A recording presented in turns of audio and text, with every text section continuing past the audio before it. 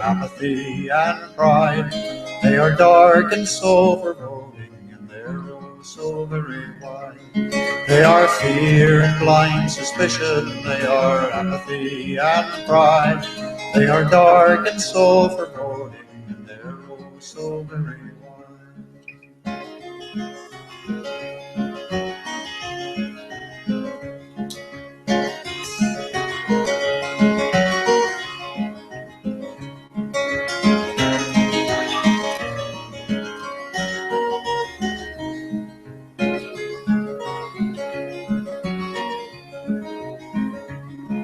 Let us build a bridge of music, and let us cross it with a song. Let us span another canyon, let us right another wrong. Oh, and if someone should ask us where we're off and bound today, we will tell them building bridges and be off and on our way. Oh, and if someone should ask us where we're off and bound today, we will tell them building bridges and be off and on our way. We will tell them building bridges and be off and on our way. Thank you, Bill Staines. Welcome to Bridges Programming, Sunday on the Front Stoop, the longest stoop in the world, by the way. As far as we know. As far as we know. I don't know unless one goes over to outer space, but right now this is around the world. And we welcome you to join in. We are going to be talking later on about Bucky Fuller. Welcome back, Bucky. In the second half of the program. In the second half, but the first half, somebody brought to us attention about Barack Obama, a message from Barack Obama to the people of Burundi. And we're going to, and he sent us a YouTube, so we're going to be playing that over here. We want to try to. We're doing some new technical stuff. Now I'm going to try to share the screen with you guys. So let me see if I can figure out how to do that. But meanwhile, I'm going to play this short video from President Obama. To the people of Burundi. So I'm going to. Today I want to speak directly to you, the people of Burundi. Burundi is a proud and beautiful country, but in recent months, the future of the land you love has been put at risk. Leaders have spewed hateful rhetoric. Terrible acts of violence have taken the lives of innocent men, women, and children. From Burundi's painful past, we know where this kind of violence can lead. Today, you have the chance to choose a different path. And you're not alone. For many years, your partners in the region and the United States have worked to help you build a peaceful and stronger country. I speak to you now as your partner and friend. To Burundi's leaders, now is the time to put aside the language of hate and division. Follow through on your commitment to participate in an internationally mediated dialogue outside of Burundi. After all, real strength is the ability to unify a country, not tear it apart. To Burundi's military, you represent Burundi's ability to overcome divisions and unite. You're Burundi's sons and daughters. You've helped keep peace across Africa. Now you can help keep peace at home by staying out of political conflicts and protecting the people of Burundi. And to all Burundians, remember what you can achieve when you stand together, how you emerged from colonialism and built a new nation.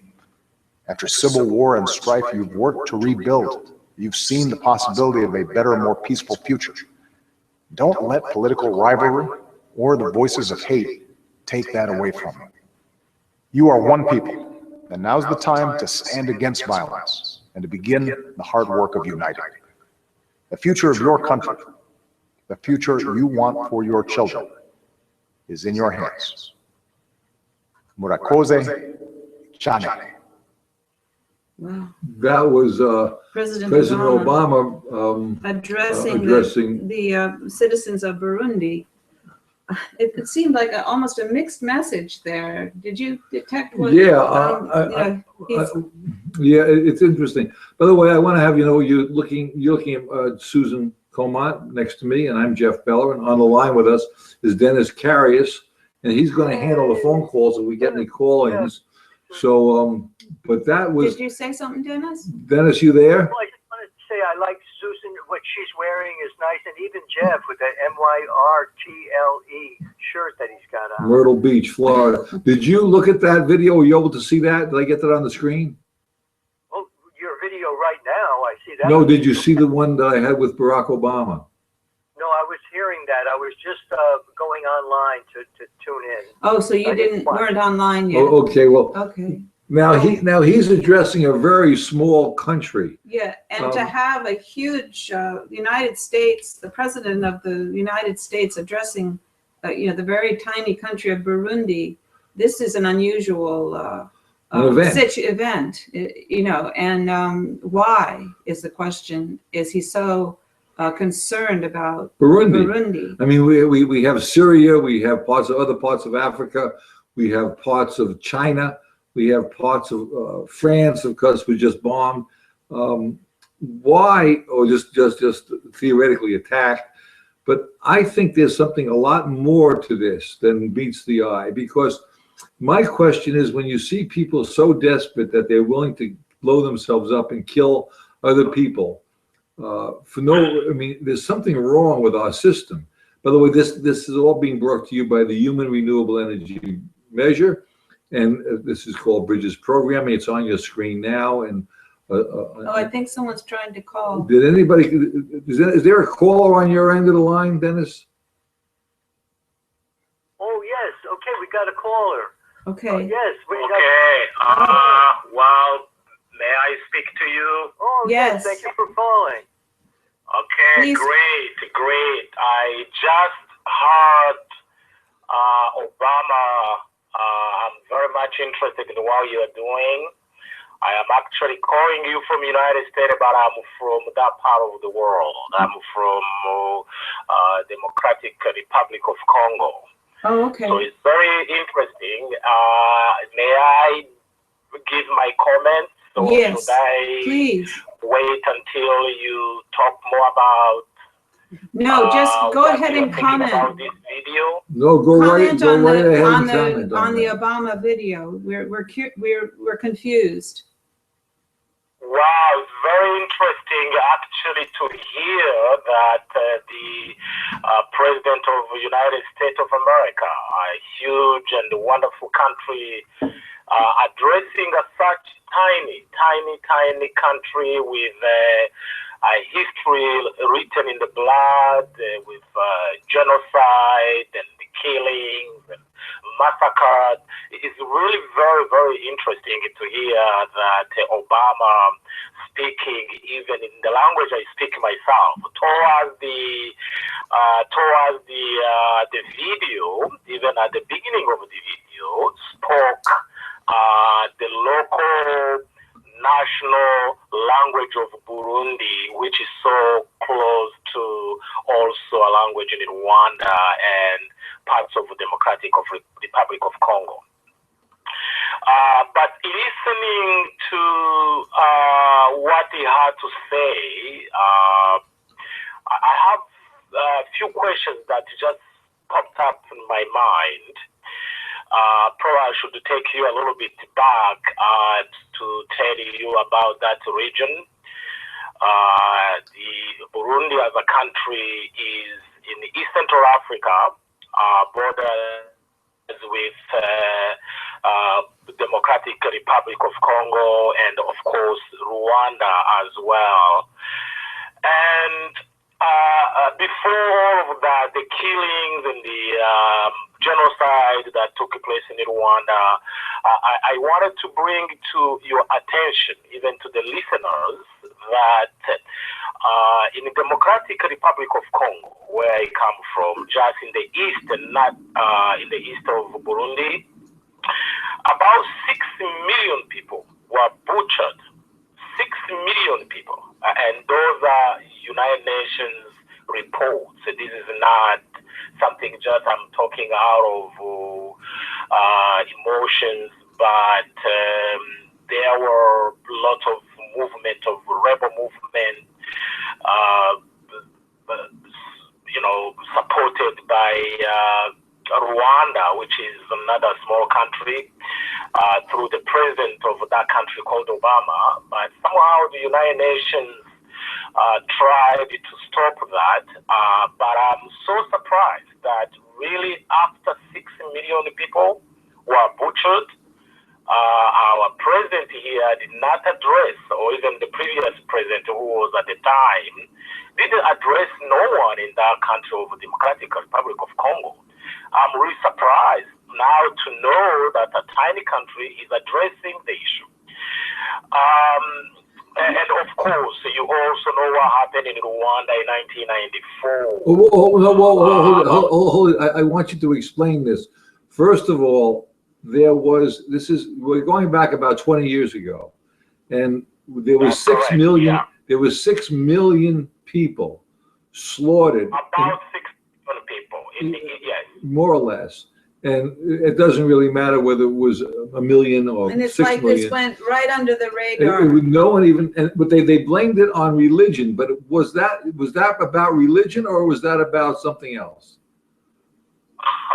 No, that has nothing to do with religion. That is actually something to do with the wealth, yes, the minerals, right, in that part of the Democratic Republic of Congo. Same as in the Burundi, where we just had our president addressing the Burundi people. They just discovered that about I think 15%.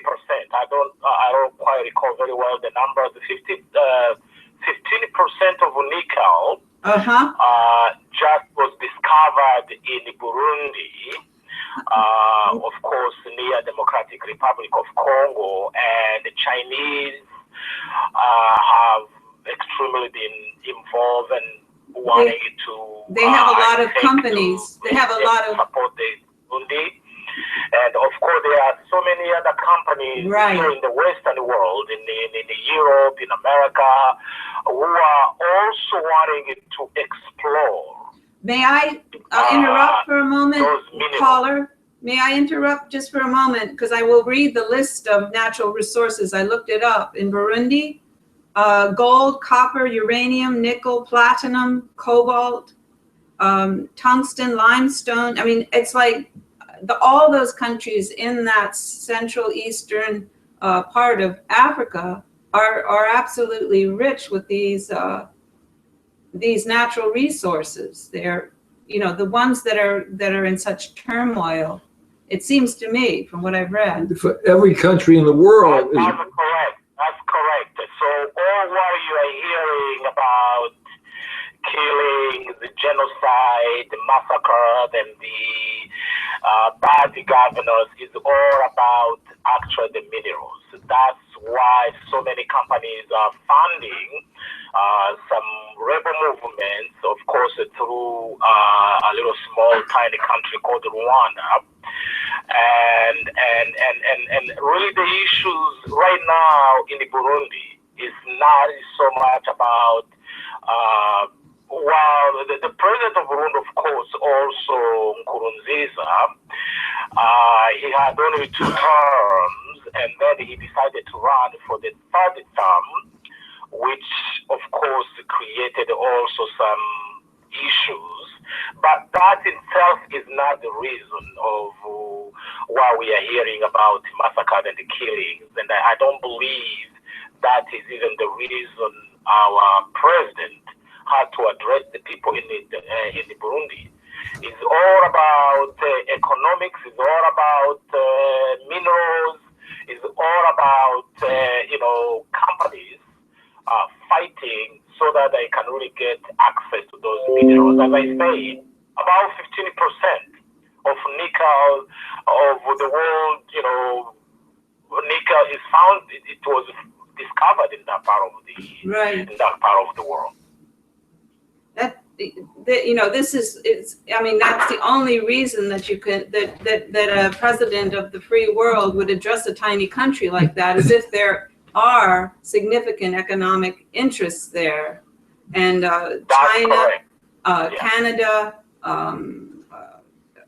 I have a list of all the countries that are going into East Africa and Central Africa, North Central Africa, trying to set up their companies Other countries that are very where there's so many refugees leaving, Eritrea, rich in natural gas, gold, copper, oil, zinc.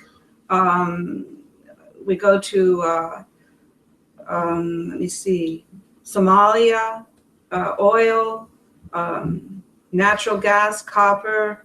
You know, and they've mentioned when you research this that most of these natural resources are untapped. They don't even know how much is there. How much is there? Because And you know, China has a huge presence now. United States is trying to make sure that, you know, they don't get their companies or our international companies. You really can't call them companies anymore that are really linked to any particular nation. Some of these companies are nations unto themselves, these corporations, especially the oil corporations that deal in petroleum, you know, throughout the well, world. you got uranium, And coal, you got and your- of course uranium. Right. Well, please, caller, go on, and you're enlightening us.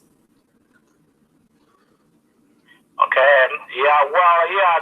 That's really it's very sad that people have to be killed, and of course, I'm not blaming entirely the wealth, but also obviously bad governance in some of the African countries. Those are some of the reasons, and if Africa has really to be supported, of course, obviously, the institutions have to be supported and be built so that those interested in the copper and minerals of Africa, there is a right way, because of course Africans cannot be able themselves to exploit that, but I believe really the wars and the killing and the fighting, all that is due to those minerals. And isn't the usual routine when other countries go in and try to establish themselves as the developers, and that's not a good word, of the natural resources of these countries, they try to make alliances with the most powerful dictator, and then, you know, use his oppressive power to subdue the native population. The native population never benefits from all of the wealth that comes from the development of their natural resources in their country. And so the story goes on, and people are leaving. Economic stresses get worse. You know, am I describing this accurately? Oh, that's correct. You are real. Yeah. Unfortunately, that has really been played throughout the centuries, as you know, Right. that you have to divide in order to rule over the people. So the only way to do that, as you pointed out, is to support the dictators who are claiming to be, you know, helping, and who are claiming to be friends of the West. Right. And through that, they are these companies, the wealthy, the powerful people, are able to go and exploit minerals in Africa. And this is Africa we're talking about, and the same kind of thing is happening in Syria. They have natural resources of gas and oil, and Russia is aligning itself with Assad, who is he's that's a ruling family that's been in place like a royalty for generations. Money puts people And into power. Russia's aligning itself. As Dennis says, we put in a dictator so we can get their natural resources cheap. It's the same routine there. So it's all over the world. And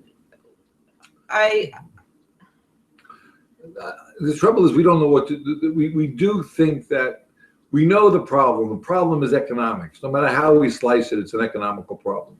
And I've listened to people on NPR this morning, and they're talking about what should we do. We failed in education for most people. for the refugees? Should we keep them out? If we want, would that becomes another genocide? I forgot the person. She was from the European Union, but they weren't hitting on the problem. They were hitting on the problems, but no cures. And that's they didn't mention like Barack Obama did not mention the tremendous amount of genocide that they had in Africa 20 years ago, and he's not mentioning the genocide it looks like they're going to be having now, and what's going on in the rest of the world, all about the economy. It almost sounded like, and correct me if I'm wrong, caller, that what our president was saying in that YouTube video to Burundi, that they should, their army should make a stand to defend their country, but then in the last breath he's saying, we don't want this to disintegrate into violence. But is he aligning our country with the military there, and is the military the government? I mean, I don't understand the. Quite frankly, that is, I just heard it as well as you did. It's very strange. Yeah. For a president of another country addressing the military. Yes. Of I thought so. Different countries. Right. I'm not in any way claiming to be a political scientist, but if you listen very carefully, it's like calling the military there to do a coup or something like that. Right. To make a coup. I'm not quite sure that any country. A president from a different country can really be able to address the army of another country. That is very disturbing. It's really strange, but of course, I don't know the rationale, I don't know the reasons behind, but it appears to me, with my limited knowledge, that in fact is calling for the military in Burundi to attempt a coup against that country. But also, let me mention this. Our president, as you all know, he has African background. Yes, Kenya. Born from, a Kenyan father. Probably he's so passionate. Most likely so passionate for really what is happening in Africa. Of course, those killings and the genocide. Maybe he sees what we don't see. Of course, he has all the machines and people on the ground. So I really don't know why he had to address the military. Maybe it's because of a passion, because of his background, or as we are thinking, maybe just encouraging the military to make a move. Right, they so want. I cannot tell you or what just to speculate. I can't tell the reasons behind. Well, but the thing is, I think I can, and that's the difference. Is I think I can, and the reason why I think I can, and the way I like to say that, I think I can, I think we can, and that was the political thinking process, but it's all because we need the natural resources for our economic system, and we don't care how many people die Or displaced, or suffer to make sure our economic system grows. And the reason for this is not because Obama is a bad person or because the elites or the very wealthy are bad people. The way our system works is directly related to our economic system. And that's why we're doing these programming. Our political system is controlled by the economic system. So we need to have it based on humanity. And that's why we do these programs. The renewable energy measure, the human renewable energy measure must be changed so we don't kill people. We work in cooperation for our natural resources. No one should ever have to be displaced or be homeless. And this is why we're going to do the second half of the program. with Bucky, because Bucky says that there should never be a boundary line between all the different African nations, nor should there be a boundary line between the United States or France or Africa. We're on one planet. We're one set of humanity. And this is why Sunday on the Front Stoop is such an important program. These boundaries serve what our caller mentioned, that they divide people against each other. And even in the United States, we have different states, but really they're almost like different countries, and they have their borders. And people travel, you know, back and forth very easily. We don't need a passport to go but if you from drive, state to yes, state. but if you drive in, if you drive in with a New York State plate, Right, or you into drive, Florida or something and like someone that. says, "Oh, can't stand those New Yorkers," and say, go back to New York. go back You know, to New right. York, There's or a go lot back to of Virginia. You know. chauvinism from state to state, So- and tension. And so we So, can't divide. We got to stop dividing humanity. And and politicians during an election season like this, they make use of that heavily, as we know, dividing us against each other, our regions, our states, our Those people, Right, we gotta. exactly. We have to put a border up. We have to keep those immigrants So out. this happens everywhere in the world. In some places, though, it is it's devastating. People are killed in the millions, as our caller said, and actually, this is USA Today. I picked up let me bring that somewhere closer. and on our travels. We have to stay in motels now and then, and I pick these papers up just to see, you know, what they're doing. And this one actually had a very, very open article. You know, I mean, open in terms of, you know, they weren't trying to be cagey about it. Number forced from homes could surpass 55 million this year. More people from every corner of the globe have been uprooted by war, persecution, or natural disaster than ever before in history. Now, wait a we're second. talking about ever Wait a before. second. They're saying war, but when they say war, persecution, natural disasters, but the natural disasters are partly caused because of economic, Right, because of the economic system, because of the climate. stresses of the climate Then change. you have right. the economic system is forcing people out of their homes. And the war is economics, and the wars too. are economics too. But they're not using the word economics, they don't. but they are saying this is, you know, this is that so many people are displaced. So- that this is the most ever in history. Let's get back to the beginning of the program.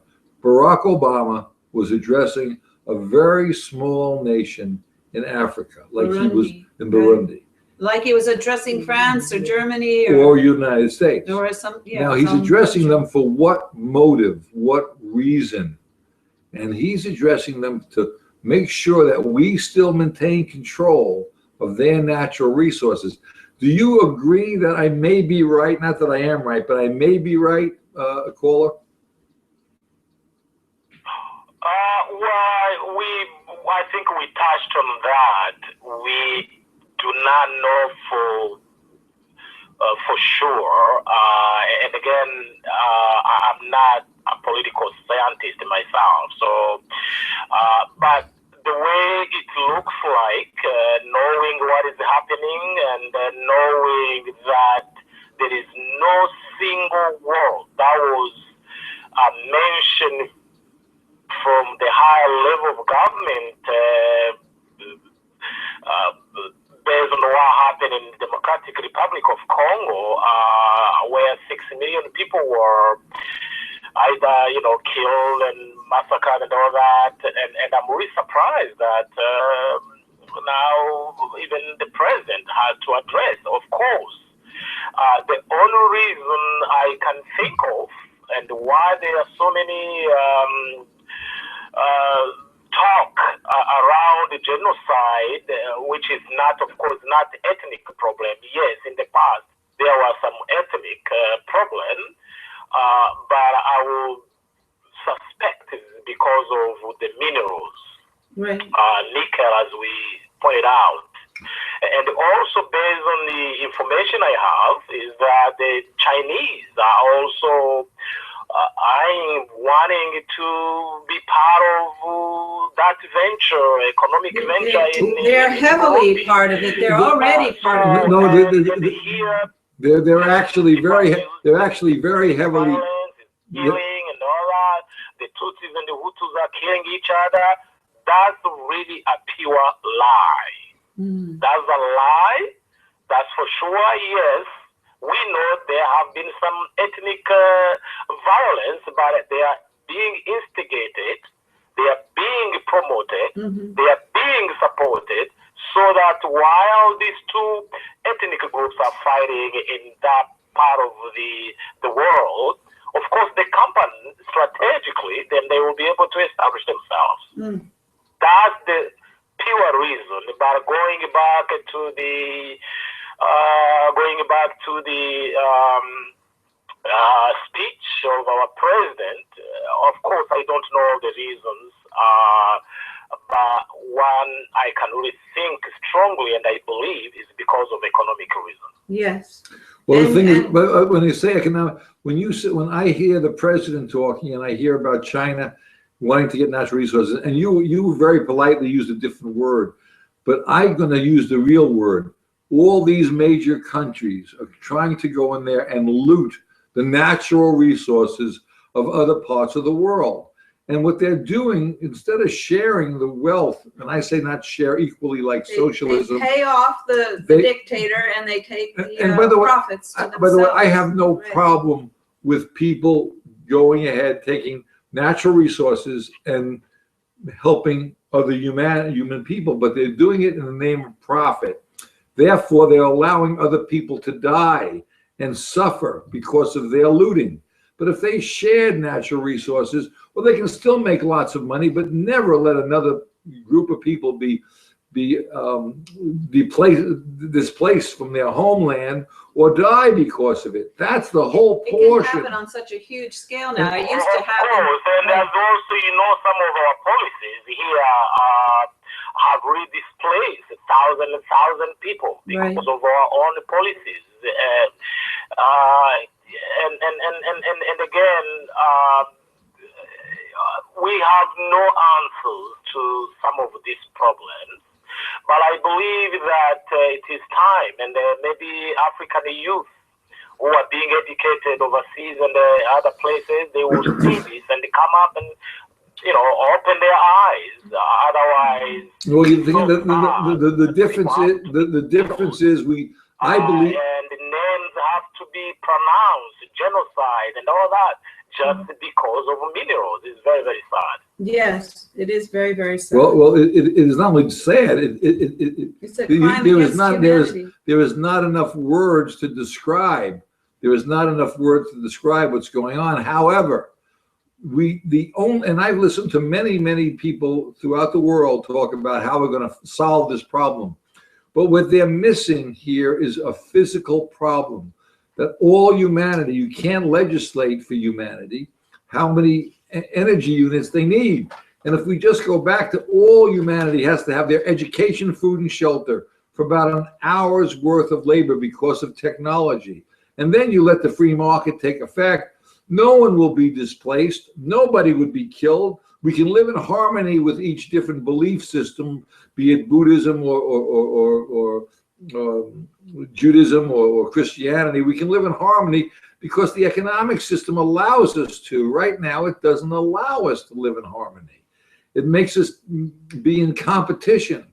And when you're in competition, you have to do the ruthless things to make more and more and more. And as Dennis would say, the people who want to, billionaires want to be trillionaires.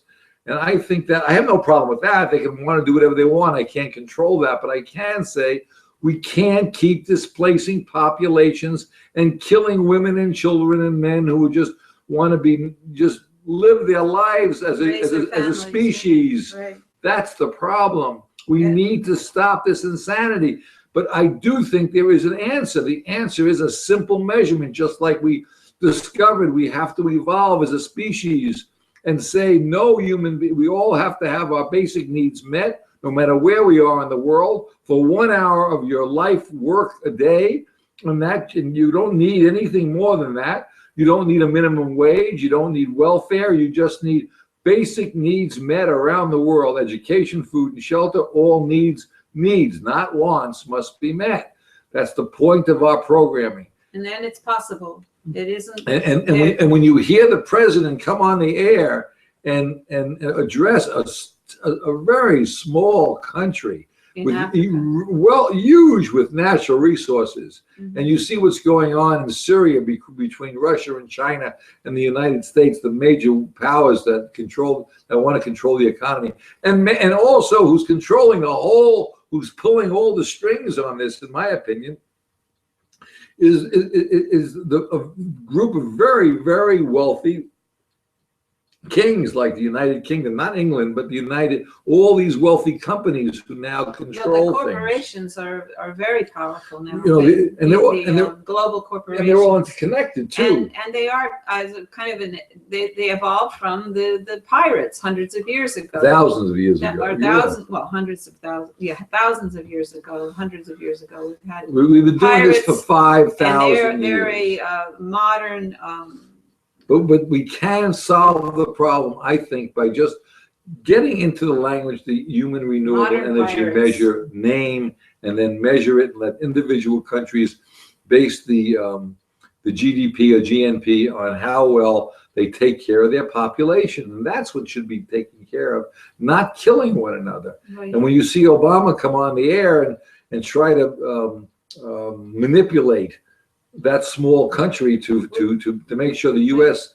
holds strength there. As Pope Francis said, we're worshiping profit. Right. We're not, And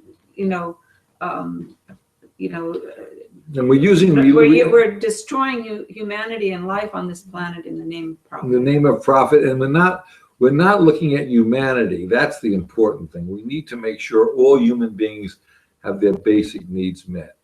Well, anyway, that's I wanted to bring that out. It's an important part. I want to thank the person who sent me the video with And our caller, President Bucky, and I want to thank the caller for calling in from Africa, I guess you're from, and you've obviously watched it. By the way, you don't need to be a political science to know what's going on. If someone's spitting in my face and tells me it's raining, I don't have to be a physicist to know that they're spitting in my face. I know that. Thank you. Keep up the good work. Thank you so much. Thank you very much. Thank you for calling in. Okay, Dennis, would you and Susan comment on that? I'm gonna try to bring our next guest in. I would like to just give a little more area around this whole subject, a little more of the environment of this subject that we were just speaking about, and bring it to what's happening in Syria now. Dennis, if you don't mind, I'll read a little bit more from this article in the USA Today. Great. And it was written by Jane Onyanga O'Mara, and I want to credit her. She did a good job here. 55 million people forcibly displaced at the end of 2014, according to the United Nations Refugee Agency. Then that doesn't count tens of millions more in poverty who are voluntarily seeking a better life elsewhere. So that is referring to the economic stresses, though she doesn't use the word economics there. And go on to say, there's a research group that studied what's going on, and it says conflict and persecution are the key forces driving the mass migration. Yeah, but what's causing conflict? What's causing the persecution? You got to go back again to those things, and economics, war that is being created, and division that's being created so that wars and conflict will break out. Why is that happening? We are asserting that corporations from all the powerful countries are vying for the natural resources in the lake region of Africa and East Africa. Quote here, much of this displacement occurs either within countries or to neighboring countries where conflicts are raging. Europe's refugee crisis has been sparked by the civil war in Syria and conflicts in countries that include Afghanistan, Eritrea, and Iraq.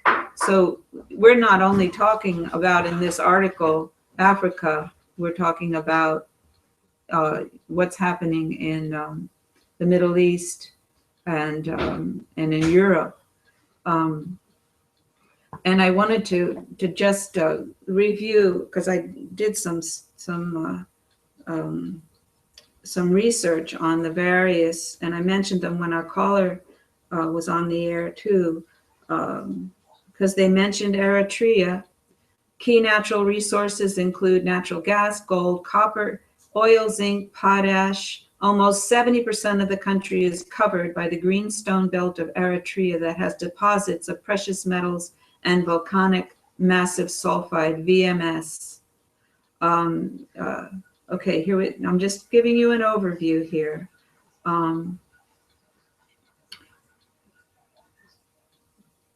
Here's some idea.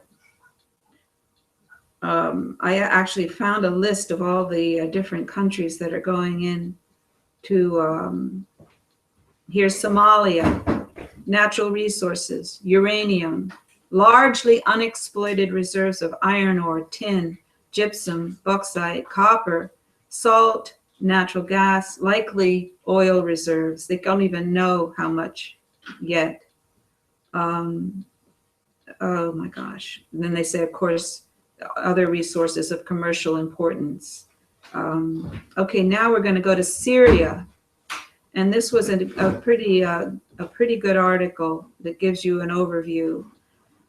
I'm reading it from, I wonder if I got the author in here. I'm sorry if I didn't, but you can find this article under natural resources for Syria.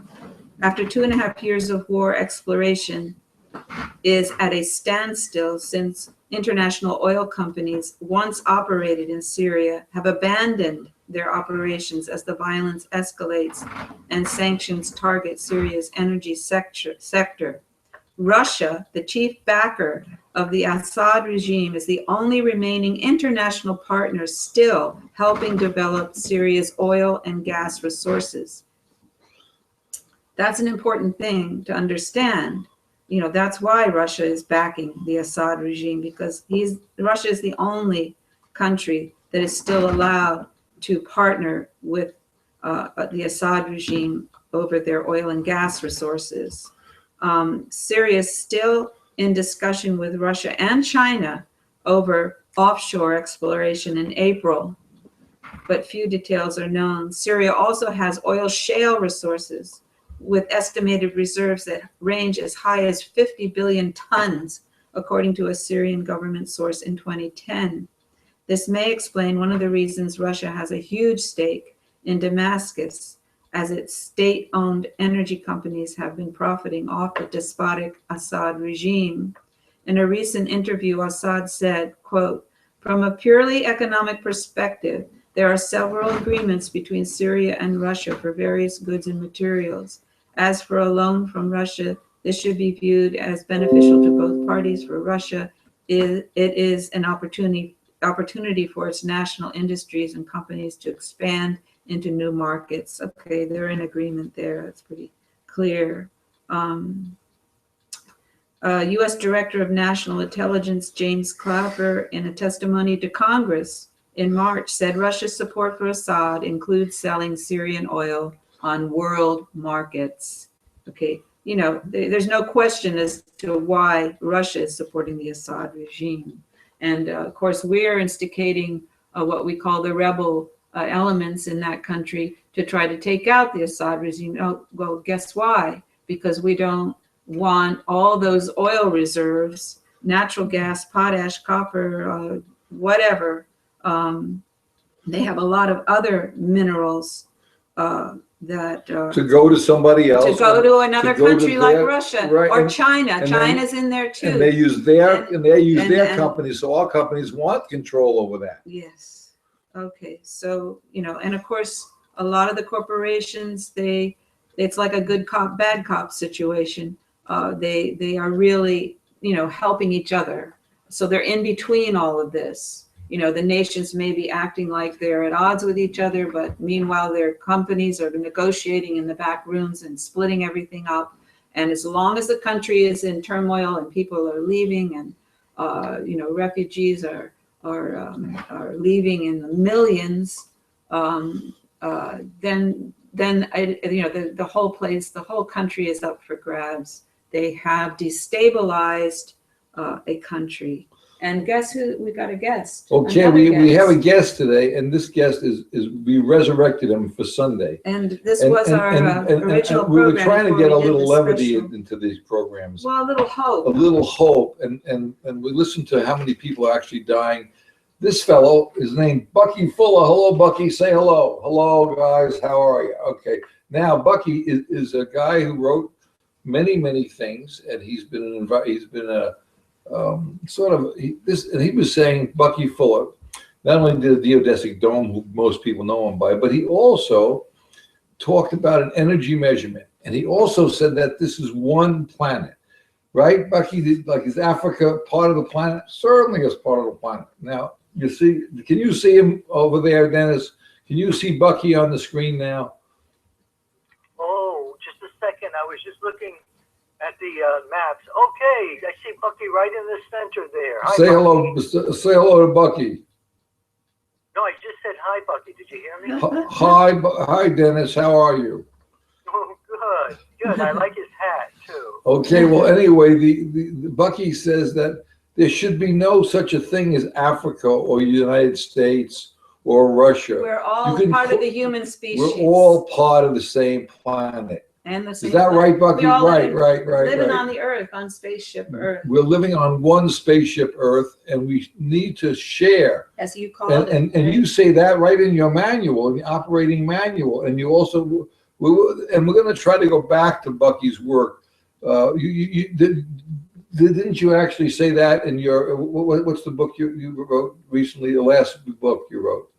Operating manual for spaceship Earth. Yeah. Right. Yeah. And we recommend reading that because it's a very a short introduction and a kind of an overview of your work and your thought processes. And so that's a way of getting people used to the way you write. And also learn that we need to have one world, one group. All humanity has to have their basic needs met. And this isn't a one world economic strategy like people are so afraid of, which is what's happening now. I mean, we're being dominated by our economic system. Right. But only toward the profit making and the concentration of power and wealth in the hands of a very few. And we'll continue to have the symptoms. The war is the way this is enforced, division of people against each other, concentration on profit making and wealth accumulation. Right. These are things that are symptoms of a dysfunctional economic system. But you are a very hopeful person, extremely hopeful. I died before I was able to see this. You felt, and I've read this many times in what I've, especially in your book, Critical Path. Yeah, Critical Path. It was a long book, though. Yes, but you over and over again, you assert that nature wants the human species to be successful. Right. And you came to this conclusion because of a phenomenon that you observed, a natural phenomenon or a physical phenomenon that can be defined in scientific terms. And it's called precession, Precession. And you talk about it quite a bit in about page 141 in your book, Critical Path, if anybody wants to read what you wrote there. And if you look that up on the internet, it only defines it in terms of the way the planet Earth interacts with the gravitational pull of the sun and how it'll set. The Earth wants to spin on its axis in a certain way, and that's its intent. But the sun is another factor. That gravitational pull is torquing it to make a kind of a different elliptical pattern with its pivoting on its axis, like a top will do when it starts to slow down. You'll see how it wobbles. And that's the only way you're going to see a definition like on the internet. But your definition, Bucky, you took it further than that. You were observing things like you throw a stone and everybody's done this. You throw a stone into still water, and you see the ripples going away, away, away. Called the rippling Now, effect. right. Now you may have, a child may throw a stone, or anyone may throw a stone. They may want to, okay, I want to, hit that thing that's floating there, or I want to, just disturb the water. That was the intent. That was, what you were thinking you wanted to do. But what happens is, from that intent, all these ripples go out and out and out and out and out, and they all have effects, each one. And maybe just the effect of sluicing some organic matter up onto the shore that some little creature can nibble on and survive. You never know. And that's what you're saying, that there are unintended side effects to our intended efforts. And these unintended side effects are, quote, what you call the real effects that nature nurtures, and that those are the effects that essentially you're saying will ultimately save us. And if you can get in tune as an individual, and you did, as an individual, you decided to make what you called your artifacts, your Dymaxion car, your house that was so efficient, your geodesic domes, you had so many patents, like hundreds and hundreds of patents. And many, many of them are still in use, and each one was geared so that it would do the maximum good for humanity and Right. our existence in balance with nature on this planet.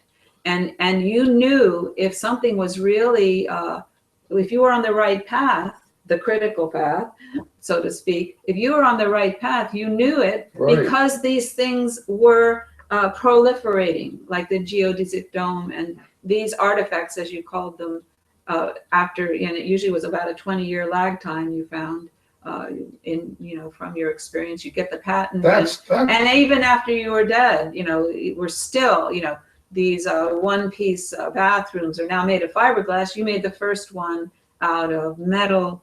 All and airplanes it's just, have my bathroom. yes, exactly. These are just, and you're saying that people can attune themselves to what nature is choosing. And even if we can't, even if we do really stupid things, somehow the ramifications, the side effects, nature is transforming them. And this doesn't mean, though, because we're just an experiment that, as a species, that nature is doing on this planet. And if we don't wake up and attune ourselves to what the best choices are, and try to, you can tell if the choices are bad, because the wars continue. People are driven from their countries. People are persecuted. There are refugees. These are symptoms of a dysfunctional system that's being emphasized now, a dysfunctional economic system, because that is the most powerful system we have right now.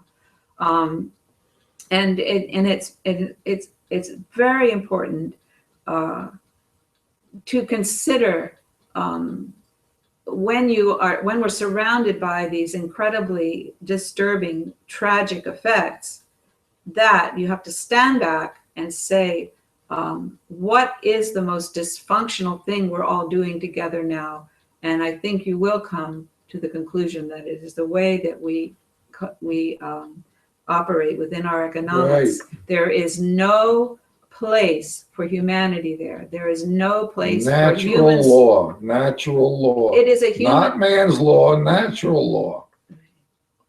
And if you destroy, if you destroy our life support on this planet, such as the air, the water, and the soil, you will, in fact, be wiped out as a species, but our spaceship will still be here. Right, and that's just what I was trying to say. We're not the only experiment here.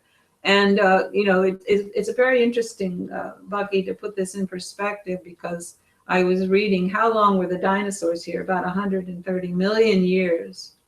And we've only been here about, depending on what human remains you say are real human remains, maybe 200,000 years. And, we really, have not even, I mean, just look at those numbers. And we're just in our infancy as far as a species and developing on this planet. Earth loved the dinosaurs. Nature loved the dinosaurs a lot longer than us so far. We need to evolve with a measurement. And that measurement has to guarantee food, shelter, and education within our economic system. For 1 hour of our life. For a very minimal amount of work life. Then the rest of your life, you can either be trying to make more money and get more things, or you can maybe do something different. There are different things to do other than make money, as we know. Well, anyway, I want to thank you all. Dennis, do you have anything you want to say to Bucky or ask any questions of Bucky? I just want to say 99% of us agree with that, but maybe 1% who's got so much money, maybe they don't agree. Maybe not, but maybe they will see the logic of it eventually, that you can't marginalize the whole population of the earth and just try to save or aggrandize a tiny little minority, because they cannot survive on their own on this planet. It's a cooperative effort. It's obvious we need to cooperate with each other. For our species survival and for we have climate change and global warming. Yes, I agree. Thank you for telling the truth. I love this show. Well, Bucky, I want to thank you for being with us, Bucky. I'm hoping you bring a little bit of lightness to our serious program. And hope and hopefulness, because you were very hopeful. You felt that humanity, was capable of understanding the intentions of nature, and in your definition of precession, you try to make this clear, how it works. We just have to be alert to the symptoms that are beneficial, and alert to when they're not and why they're not. I want to bring one thing out, by the way, that I had a conversation with a couple of people in one of the lumber yards yesterday, and one of them said, "Well, it'll never happen. You'll never see us coming together." And I said, "With that attitude, you probably will never see us coming together."